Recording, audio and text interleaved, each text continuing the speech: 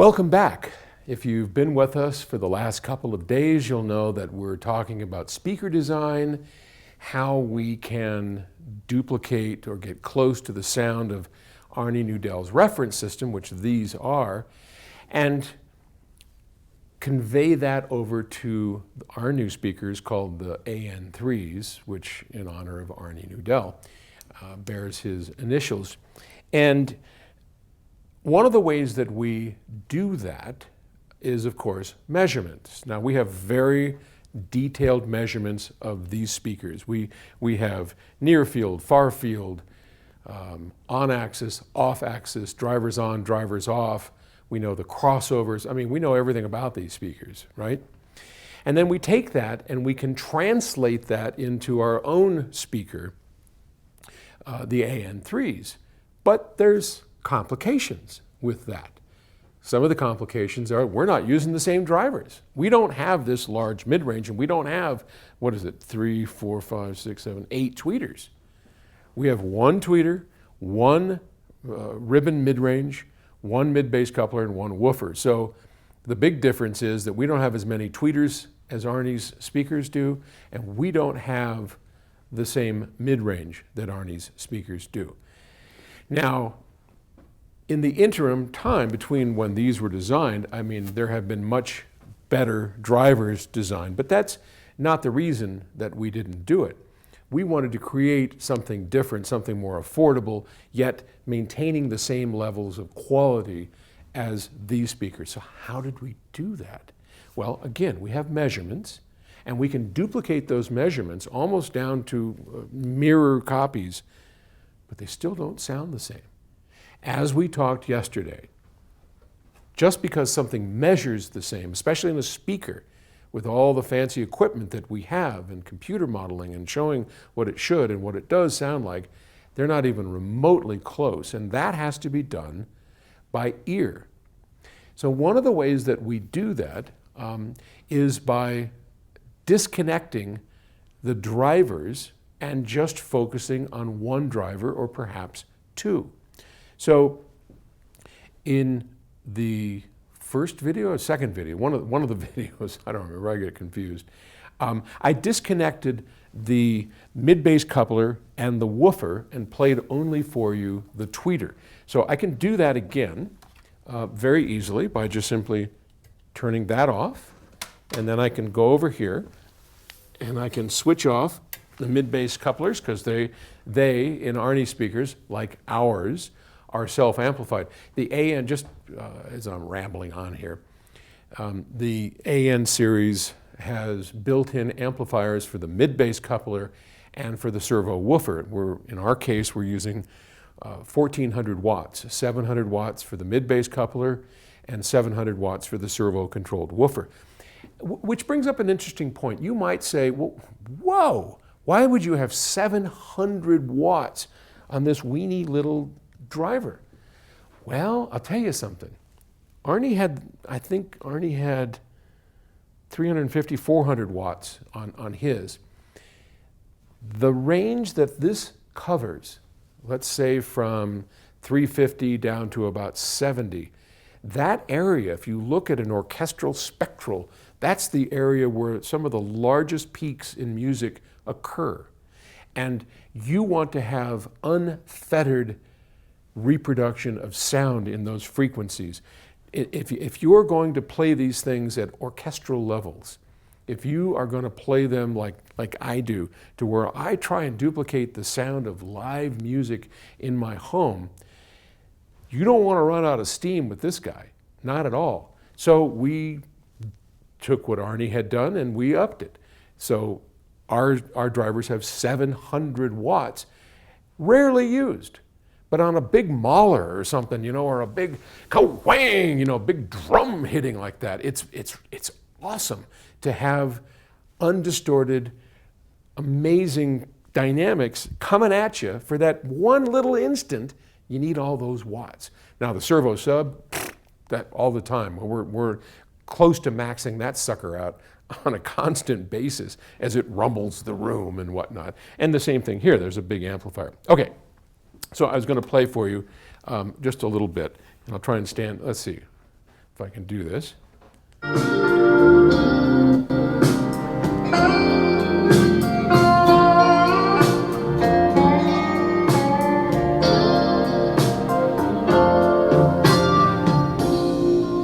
From your head to your toes. Okay, so that's how Arnie's mid-range and tweeters sound without benefit of the mid-bass coupler. Now for us, once we get the measurements close, the challenge is to mentally remember in this room, and it's the same room, what that sounds like, walk over to the AN3, fire it up at the same level, and see how close we are. When we first started, even though the measurements were very close, we were miles away. It didn't even remotely sound like this. And over the course of days of working and tweaking and changing the crossover, we got the two to sound nearly identical. Let me show you. So now all we have to do is literally turn around and play the same cut as close as we can. I mean, it doesn't have to be in sync because, you know, your mental memory is pretty good once you've done this for as many years as we've done it. And Darren and I will then just come over here and we'll fire the same track up and see how close are we? Can we get it better? And if so, how? And so it's just a long process like that. So let me play. Now, I apologize. I'm going to have to sort of stand in way of the camera because we're using my goofy little microphone here to pick all this up. But I think you'll be able to hear. Okay, so this is the same cut of music, in a different place, but with just the tweeter and the mid-range playing as we did on Arnie's speakers. Baby mine, dry your eyes. Rest your head close to my heart, never to part, baby of mine.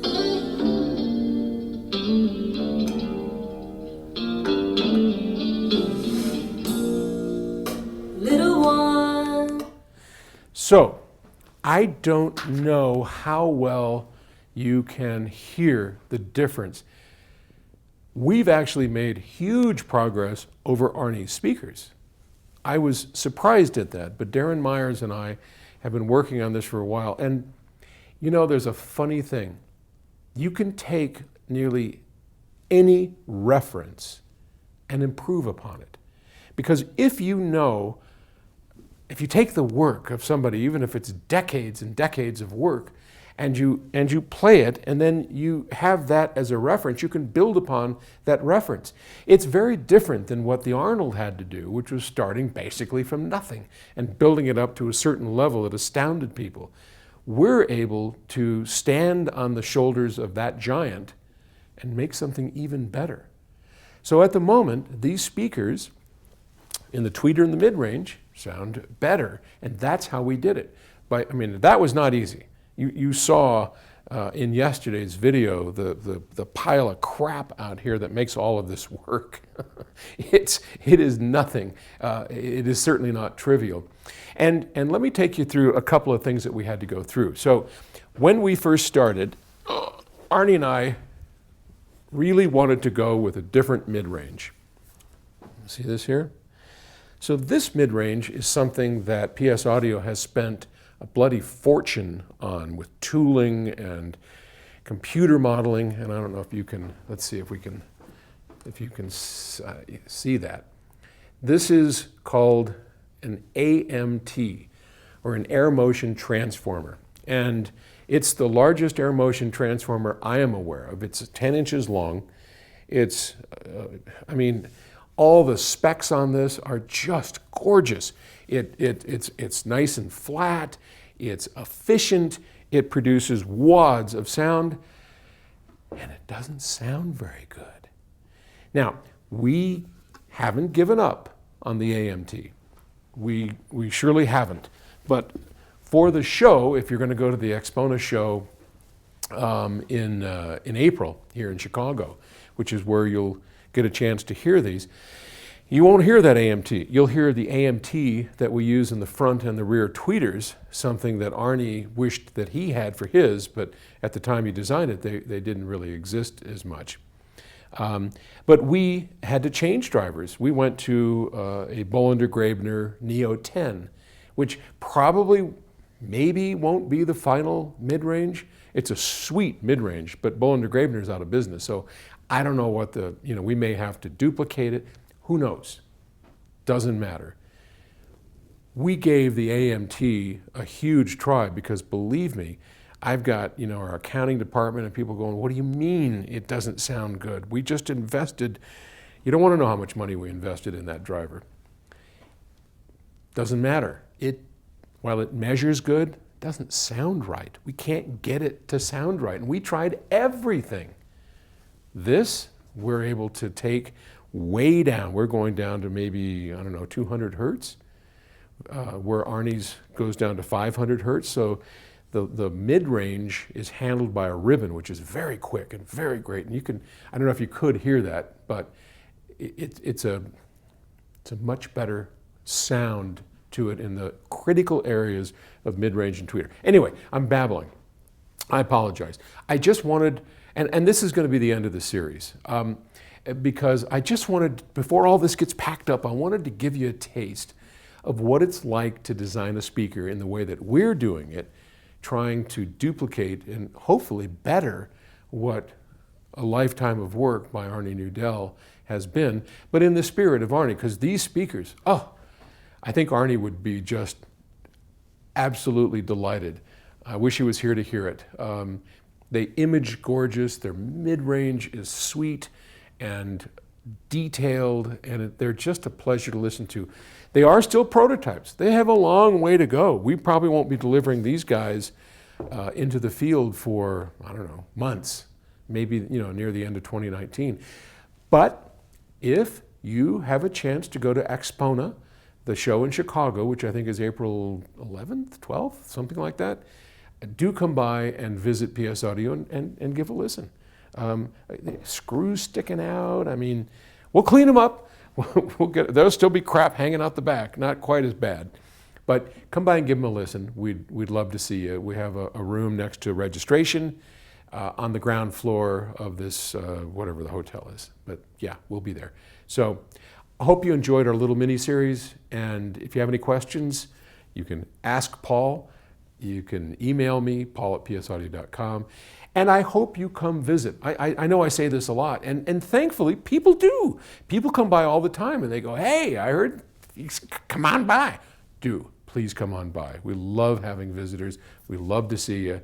You're family. You're family to us. So thanks, and thank you for watching. I'll talk to you tomorrow.